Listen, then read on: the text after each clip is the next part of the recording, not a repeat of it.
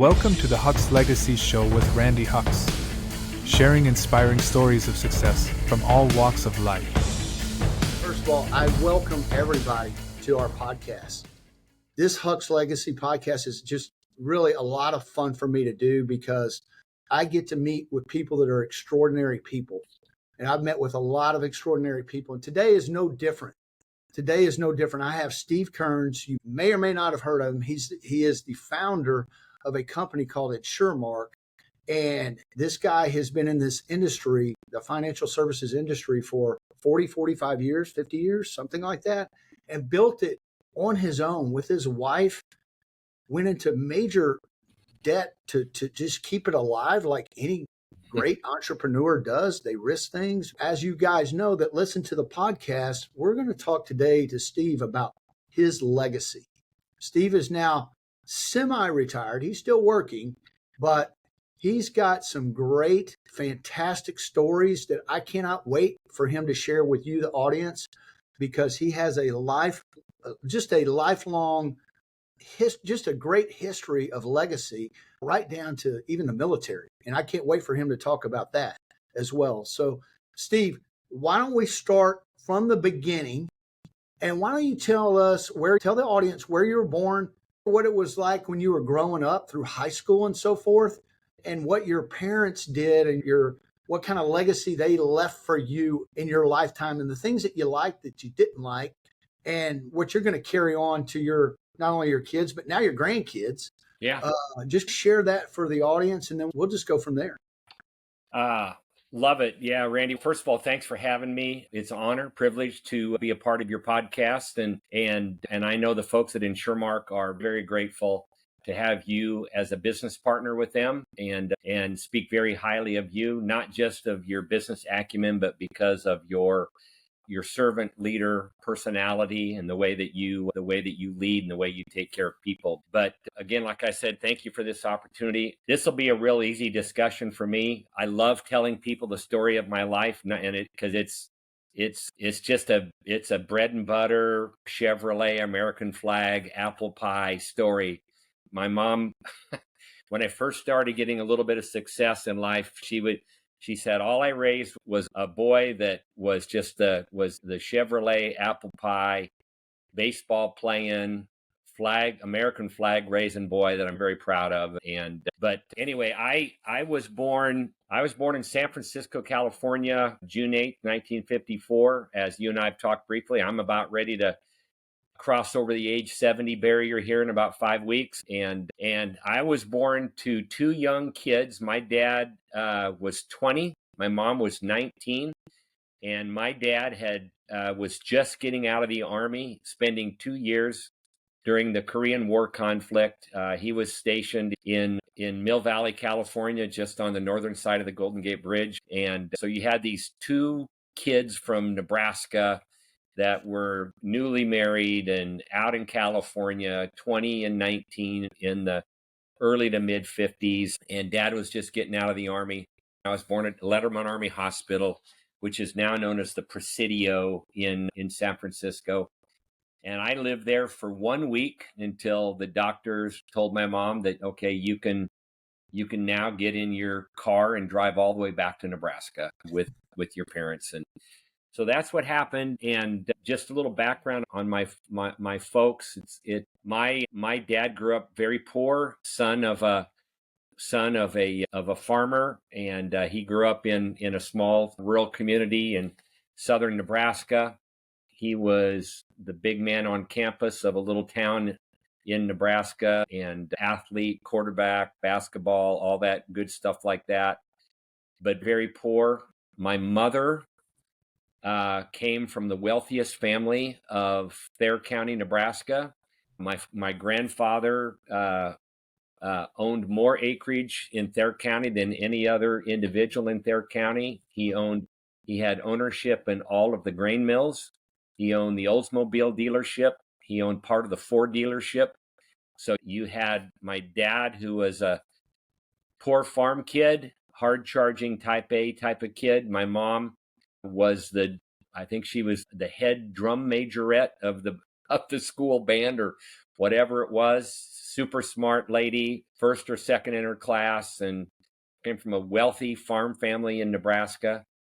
And I remember my grandmother telling me, she goes, I never wanted your mother to marry your dad. He came from the other side of the tracks. And so I said, Grandma, I said, I am really glad that you let Mom marry Dad, because I wouldn't be here.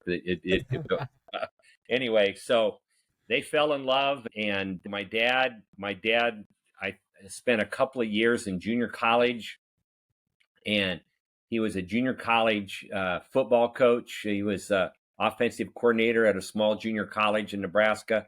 He taught high school math while he was doing that. And they were just young, and they were struggling and young, and my dad refused any financial help from his father-in-law, who could have helped him. And then he got tired of coaching and teaching math, and then he entered the financial services world in, let's see, I was born in 54, probably in 57 or 58. And he took a job with the Metropolitan Life Insurance Company. Really? And he just became, I call him a street agent. He was knocking on doors way back before technology, way back almost before phones. And he was just going door to door selling life insurance in McCook, Nebraska. And that's where I lived. And my dad did very well at that, became very successful at that. And then the general agency in Omaha, Nebraska came calling and said, hey, Dick Kearns, we want you to come to Omaha, and we want you to come help run the agency in Omaha. That was you're living in McCook, Nebraska, where there's 5,000 or 6,000 people, and you're moving to the big city of Omaha, Nebraska. And if you're a farm kid in Nebraska, and moving to Omaha is like moving to the big city. And so Mom and Dad moved to Omaha, and then my dad began his career running the Metropolitan Life Agency in Omaha, and became very successful at that. And then he took over. He became a regional manager, regional general agent for the Metropolitan. And I don't quite remember what. And anyway, and just if I can, and just go. My dad he was very successful at business, but he was a tremendous father. He was always present. He coached me in everything. And I had two little sisters, one, Julie, who's 4 years younger than me. And then I had another sister, Sally, who passed away about 4 or 5 years ago. She was 7 years younger than me. And we had the all-American family. It was Leave It to Beaver, man. It was Leave It to Beaver and Mayberry RFD. And it was the way how great America used to be. And I was blessed. I was blessed to grow up in a great family, a family built on faith. My mom and dad made certain that faith was the foundation of our family. And that was passed down to me and my two sisters and our families, and still is in my family.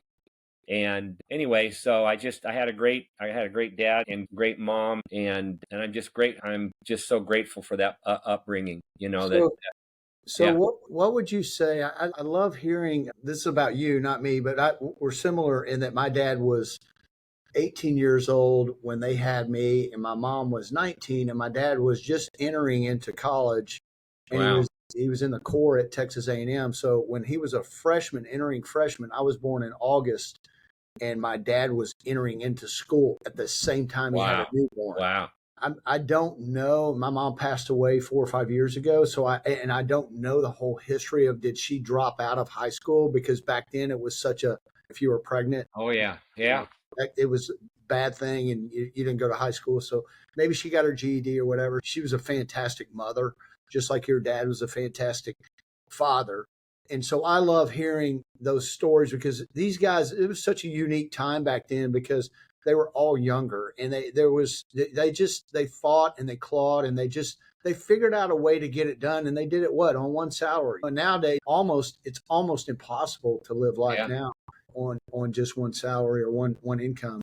But what a great story. So tell the audience, if you will, like a little bit about what are some of the top things about your dad that were legacy things that you specifically remember that stand out in your mind about your dad. My dad was this, he taught me that, and he taught me this. And if I could say there were top three things, those are them. Do you have something like that in mind? I know it's a lifetime full of experiences, Oh, right? And yeah.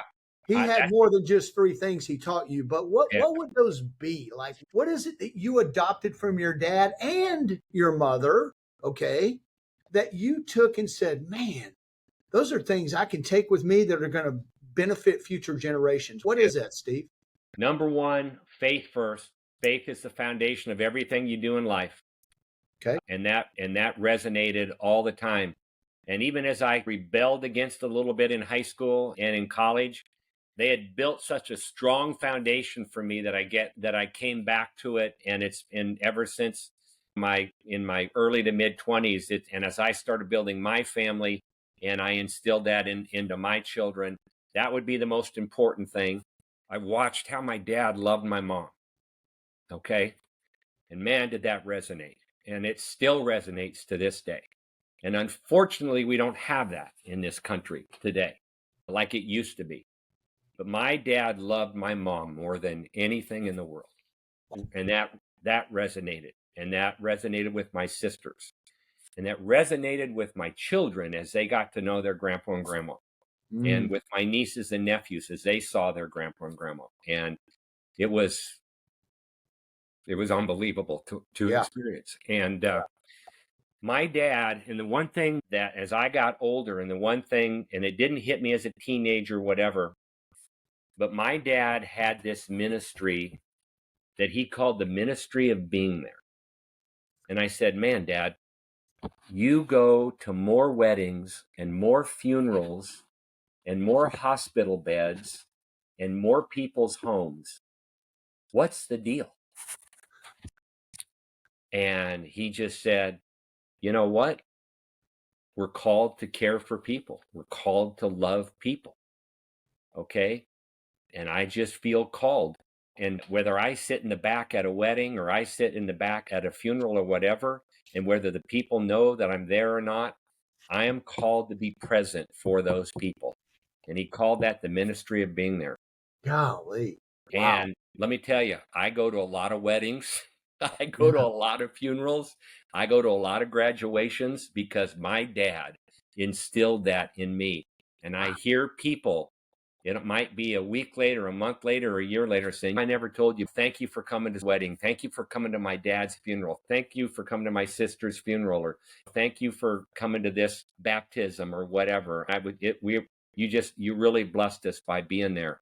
Wow. And so that was the big thing with my dad. Was that, and I got a Wednesday morning men's Bible study group, and all of them had got to meet my dad, and now they all have their ministries of being there because they saw in me, and then they heard from my dad, and I grew up 990 miles away. I moved away from Omaha and moved to Houston, 990 miles away, 46 years ago. But my mom and dad, they came to Houston all the time. They never missed their grandkids' football, baseball, wrestling, golf tournaments, drama, musicals, whatever. And that's amazing. They were always there. And that has resonated with my children. I have two boys, 35 and 33. They're both married. They both have two little ones. My wife Becky and I have had 4 grandkids in the last 46 months. And so that's the new chapter of our life, is being grandparents. And for your customers and people that will hear this, and who are already grandparents, they will tell you there is nothing better than being a grandparent. It is a life-changing, game-changing deal. It is fabulous. And I absolutely love it.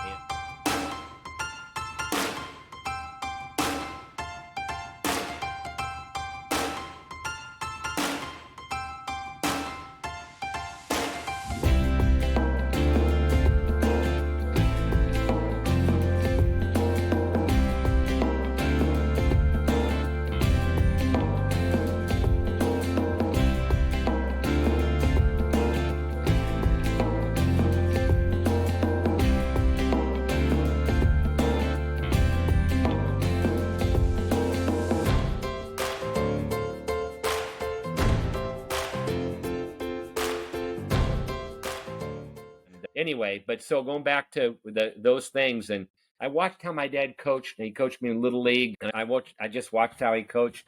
I watched how he was a coach, being a parent in the grandstands or the baseball on the bleachers or whatever, and he wasn't that overbearing, wasn't telling the coach what to do. Hey, I need to go have a talk with the coach or whatever. It was always the talk with me. Yeah. You know, it was always how I needed to handle it. And if I had a problem with the coach, he goes, this is how you need to handle it with the coach. And that's what I did.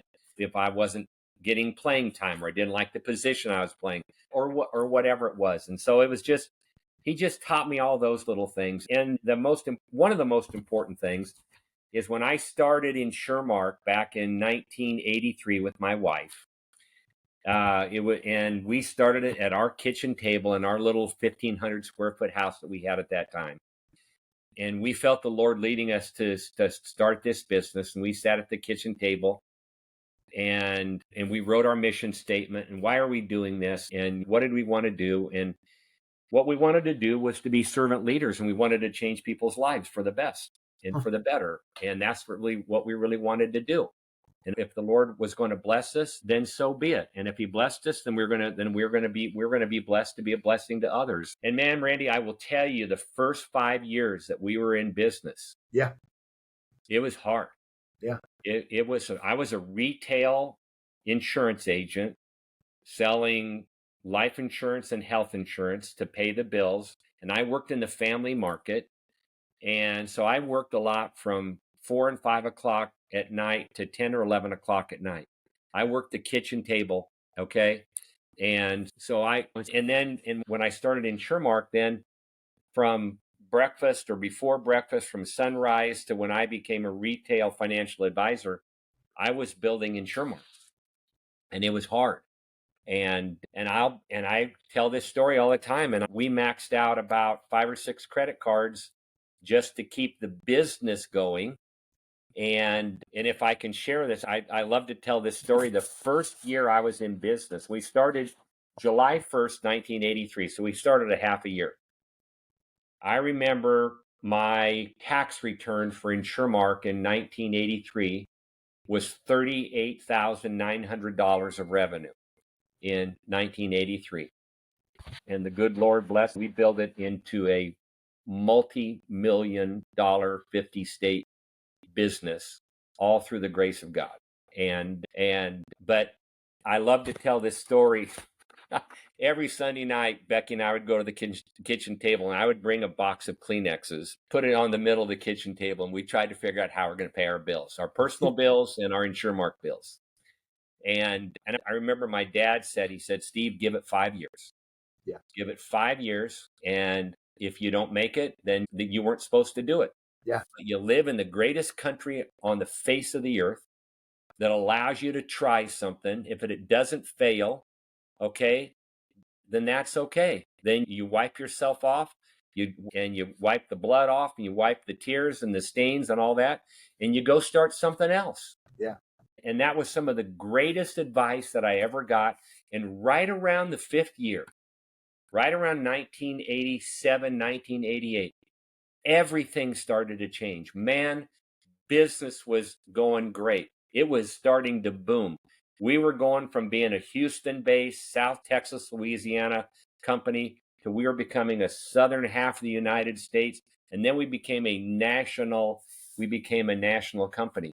And because my dad just encouraged me, and he encouraged for those first 5 years, and after that, he encouraged me to just don't hang it up, give it 5 years, and you know what?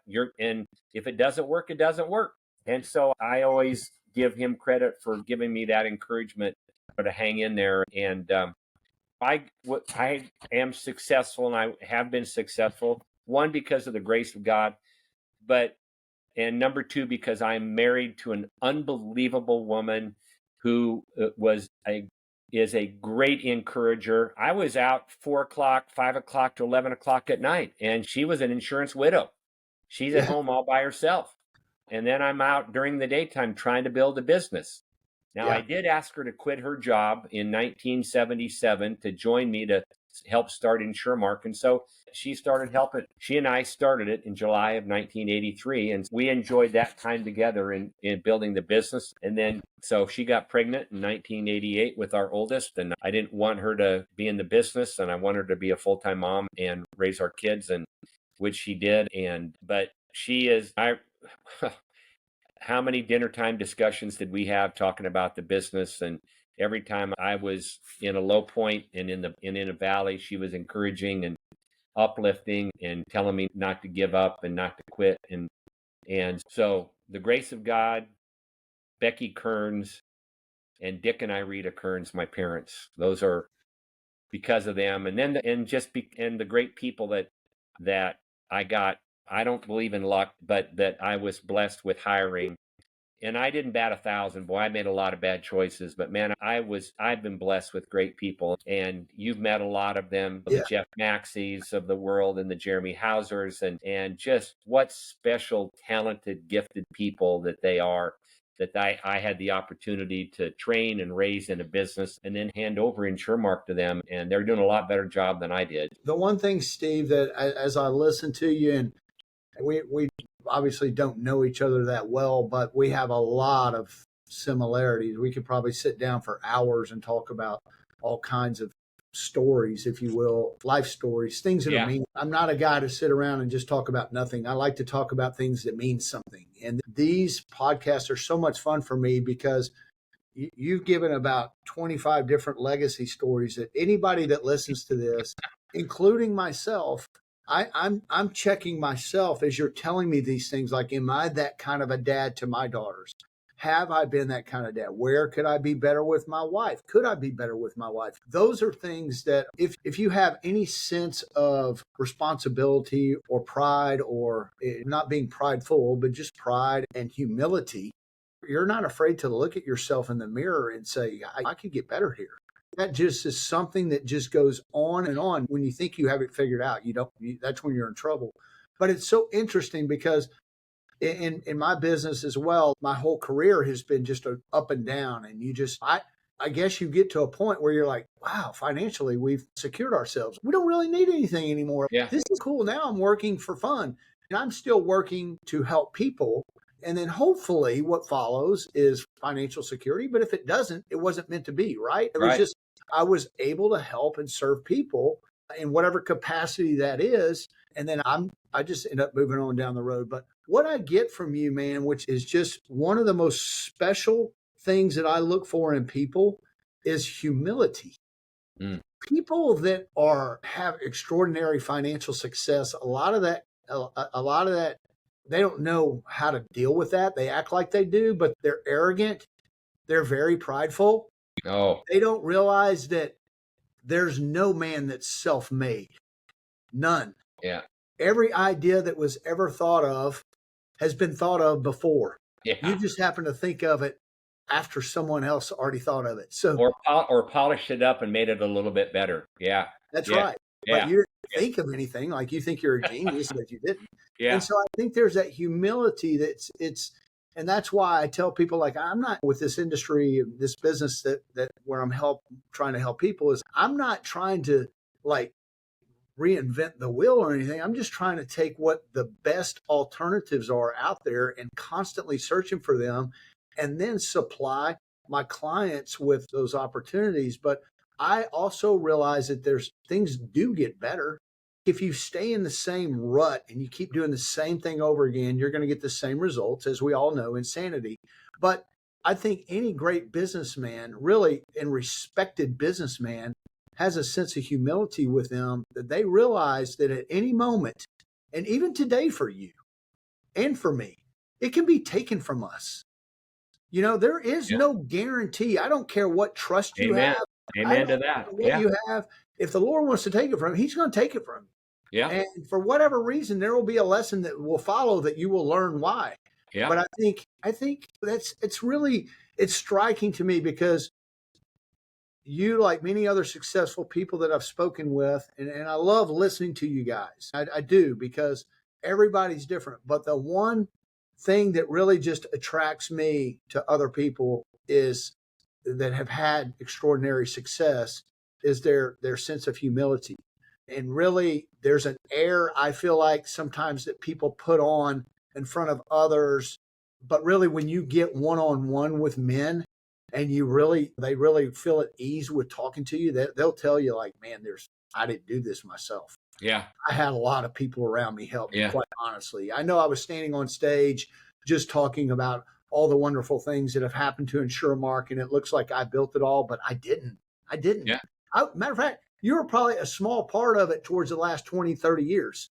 You were all of it the first 10, 15 years, but then once you had to get on other people, man. And so without sounding too crazy or weird or whatever, I love that about you, man, because I think Randy. it is Thank you. one of the greatest attributes any person could have. And if there was any legacy that amongst everything else that you've just mentioned, at least through your business, that I'm willing to say, if I go to Jeff Maxey and I go to anybody that works in InsurMark that knows you, I say, what are the top 2 or 3 traits that Steve Kerns had? And I have never asked the question, but I'm going to.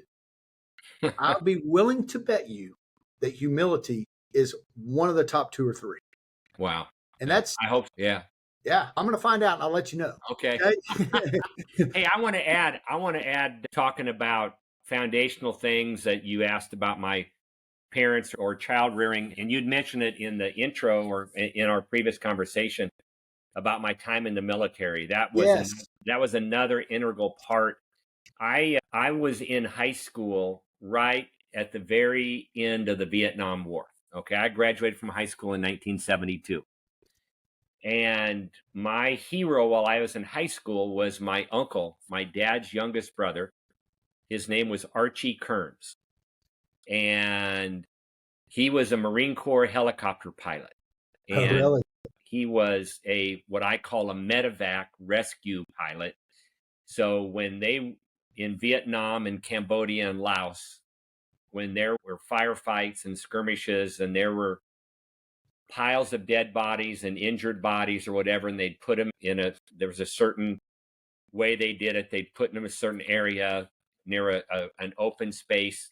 Then he and the co-pilot, they would come down. They'd have about 30 to 45 seconds to throw as many bodies as possible into their tin can, and up they went, and then took them off to the MASH unit or whatever. And so my uncle Archie was a Marine Corps officer. He actually enlisted and did so well as an enlisted officer that he became a Marine Corps officer. And then he got shot down in Cambodia I think within a month or 2 months of his tour of duty to be over. He was doing a rescue operation and went down and picked up the wounded and the dead, was heading back up, and an RPG came underneath the helicopter and took out his co-pilot, just incinerated his co-pilot. The helicopter they were 75 feet up, came down, he broke his back, my uncle broke his back, but they come in 2, sometimes in 3. So came another one. He had his crashed helicopter and all the people in it. So they threw him, and there was nothing left of his co-pilot. And I don't want to be gruesome about it, but my uncle Archie was my hero. And that led to me, the day after I graduated from high school, I enlisted in the United States Marine Corps Officer Candidate Program. And so while I was in college at the University of Nebraska, that's where I went, go Huskers. And so every summer, I went to Quantico, Virginia, to what's called platoon leaders class or officer training school in the summers while I was in college. That was a life-changing 4 years in my life. And that training to be a Marine Corps officer while you're in college, and you're an 18-year-old kid, a 19-year-old kid, a 20-year-old kid, a 21-year-old kid, young man, or whatever, and teaching you about leadership, teaching you to do things that physically you didn't think you could ever do, marching 31 miles and not being out on maneuvers for 3 days and not having just doing things that you don't think about when you're 18 and 19 years old. So you take that, you take the fact that I knew that that taught me I could do almost anything physically in my life. I could conquer almost any physical challenge put before me. You add that to how my parents raised me, and those were the things that the leadership that I learned from my parents and I learned from my dad, and the values and the foundations that I learned from my mom and dad, and then you throw them what the Marine Corps taught me, and how to outthink your body when your body wants to quit and wants to fail, and how to care, how to when you are trained to be a Marine Corps infantry officer, how to care for your platoon of 40, 45, 48, 50 men, and how to serve them before yourself. Those are the things that taught me to be a servant leader, and what that's what set the course for me and what I wanted to be at InsurMark. I wanted to be a servant leader for the people that the Lord put in my life to try to help make their life better and hopefully change their life. And yeah, hopefully they're better off financially and they can pay their bills and they can pay for college education and maybe have a new car or a bigger house or whatever that is, but their life was different and I could have a small part in doing that. There's no doubt that even I can say, even for me, working with InsurMark now for a while, the people that your legacy does carry on there. There's no doubt about it. And it's like dropping that pebble in the water, and then there's just this massive lifelong ripple effect that you don't even know that you and your wife have had on people. Yeah, thank you. Which Love is hearing that. Thank you. which is really, how long is it going to go on? It could go on forever, and people may not even know where it came from, who threw the rock. Yeah, But it was you. that's a great analogy. I love that. Yeah, It was you, man. It was you. And I think it's wonderful. And I think you've heard me say that my stepfather served in the Marine Corps almost yeah, a yeah. little bit earlier than you. And he Semper was Fi. in Yeah, the K-9 division. And yeah, I wasn't raised like you. My dad was a good businessman. He's still there in Houston. He's 79, and he's CPA, entrepreneur, done a bunch of different things, done very well. But my dad wasn't there for the games. He wasn't there for, it was, and he had a strained marriage with my mom, and there's a lot of reasons why and all that. But the point is I never, even since I was a young boy, I didn't have the same upbringing as you did because my dad was rarely home. yeah, So when your dad's rarely home, and then when he is home and things aren't going well, it can be a very intimidating situation for a young boy, right. especially when you go from 9 and 10 into that adolescent age of 11 and 12 and all that. And then your father figure is not there. The mom and the dad are not getting along. And there's this emotional and physical abuse between them. And you're like, and then it comes on you. And you don't know how to handle that as a Yeah, young boy. And so when I look back on my life, that's one thing that I wanted to teach my kids as well, was like one of the things that we would always say was before they'd go to school, I'd say, okay, honey, what are you going to do today? And this is when they were probably 6, 7, 8 years old. And I have 2 girls, and they would say, I'm going to work hard. I said, well, yeah, you're going to work hard, but ultimately, what are we going to do today? And they'd say, I don't know, Dad, what? And I said, we're always going to do the right thing, no matter what happens. And we all know what the right thing is, honey. Yeah, we do. Okay, then we're always going to do the right thing, even when we see others doing the wrong thing, or amen. they're our friends or whatever. We're Love it. always Way going to to. go.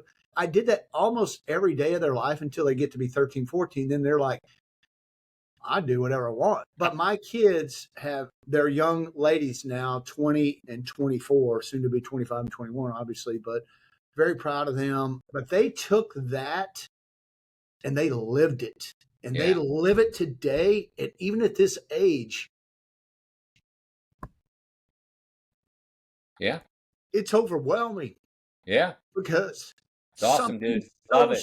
so simple had Yeah, such a impact on them that in their subconscious or conscious mind, they knew no matter what, my dad expects me to do the right thing, and I have to do the right thing for my dad. Yeah. So I'm very proud of them and what they've done. Matter of fact, my oldest daughter was in the military for 6 years Wow. in Awesome. the Army. She did it out of high school because Thank her for her service for me. yeah, I will. Yeah. And I said, but why the military? Why? It's caught me off guard. She goes, you go to New Orleans with me so I can register or what have you. And I said, yeah, sure. What are we doing? She goes, I decided I want to get into the Army. I've looked at all branches and I think the Army would be the best fit for me. Blah, blah, blah, blah. And I said, why? She said, because Dad, you've taught me to never live a life of regret, and that your biggest regret was that you never served our country. Yeah. And so what I want to do is I want to serve our country, and I'm going to wear your name on my uniform. Yeah. And you can consider yourself having served our country. And I what said, a thoughtful lady. Oh, I love it, man. Awesome. You got to be proud of that, Randy. That's awesome, buddy. Yeah, I am. But yeah, it was one of those things where you're like, thank you. I'm humbled that you would look at it like that. But I also want you to realize the reality of this. You are willing to give your life for the country, not for your dad, for the country, right? She said, yes, sir. I said, okay. Yeah. Because that's ultimately what this is all about. It's all about servanthood.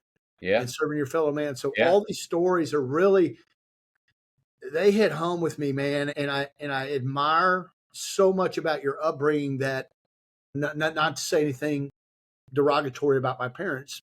Right. I don't mean it that way. I just wish that I had more of what you had, because that is such great legacy stuff. That's stuff that just, obviously, you look back, that's what gave you the courage to get into the military. Yeah. It's what gave you the courage to say, I can be a Marine, because your uncle told you could. He was one. Your dad told you could, because he believed in you. He knew you were fierce enough and that you could take it, but it would be hard. But you could do it. Those are just great things. And I really appreciate you sharing all that. Yeah. We only have a couple minutes left. So if there's anything like that you would like to just send the audience off with, that you, I don't know what else it could be, but I mean, geez, man. I would, Randy, I would just say to everybody, everybody, nobody's a completed project. Yep. Okay. We're all unfinished. Okay. We are all unfinished until we take our very last breath. And then I would also say, think about after that last breath, where are you going to reside after your last breath? Yep. Because after your last breath, that's eternity. That's forever. Yeah. So think about that. Okay. Yeah. So I think to maybe just to encourage others that may be listening to this, I think that what I'm hearing you say is it's never too late to change. I don't care what age you are, you can always get better. That's a great legacy. No, I mean we're never, even when I have friends and I'm related to people that have retired, and some of them are lost in retirement because they've thought that they're done, but you're not done. Okay. You are not a completed project. You maybe that job or that career, that's just a chapter. Now there's another chapter that you need to begin. Yeah. Okay. And I think that's how you have to look at life. At least that's my opinion. And anyway, so I will leave your audience with that. But I want to say to you again, thank you for this opportunity to do this, to share a little bit of my life story with you. I want to thank you for being a partner with the folks at InsurMark, and you're highly regarded, widely respected. You are the perfect fit for the culture at InsurMark. We for 40 years, we're very picky about who we do business with, and we could do business with a lot of people. But if you're going to do business with somebody, you want to do business with somebody that you respect, that you like, that you admire, and that shares your values. And thank you for that. I appreciate that. I'm humbled by that, because people don't often express. I'm just the opposite. I'm a very emotional guy, obviously, but I have no problems expressing what I think about. I love that, dude. I love it. I'm man. the Toby Keith. I always say I'm the Toby Keith. You can hate me if you want to, and you can love me if you can. But I love it. It is. Steve Kerns, thank you. Thank you for just an incredible 45 minutes of your time, and just You're welcome. I thoroughly enjoyed it. Thank you so much. And I look forward to us crossing paths down the road again, somewhere, somehow. Even if it's not on a podcast or not at a meeting, maybe it's just a personal phone call. But thank you so much for your time. I really appreciate you. I have a ton of respect for you. And congratulations on creating really just a fabulous legacy for your family. Thank you, Randy. That's what life is all about. And Amen. you're successful at it.